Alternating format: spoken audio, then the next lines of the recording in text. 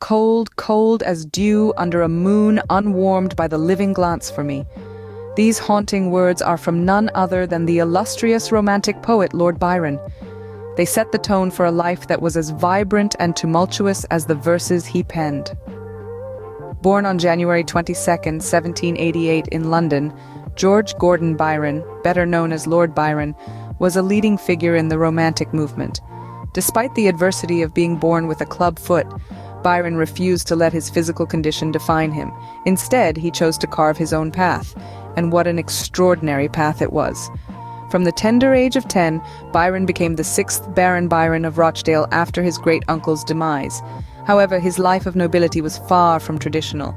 His rebellious spirit, coupled with a voracious appetite for knowledge, saw him enrolled at the prestigious Harrow School, and later at Trinity College, Cambridge. It was during these formative years that Byron began to hone his literary skills, and his first collection of poetry, Hours of Idleness, was published when he was just 20.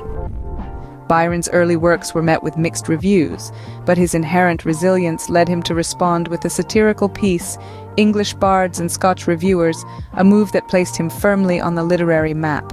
His fame grew exponentially with the publication of the first 2 cantos of Childe Harold's Pilgrimage, which drew from his personal experiences of extensive travels across Europe.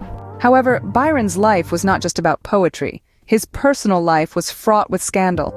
His affairs, especially the alleged relationship with his half-sister, made him a controversial figure. His flamboyant lifestyle and his political activism, particularly his support for the Luddites and his role in the Greek War of Independence, only added to his notoriety. Despite his turbulent personal life, Byron's literary contribution remained significant. His later works, including the epic Don Juan, showcased his unique ability to combine romance, satire, and social commentary.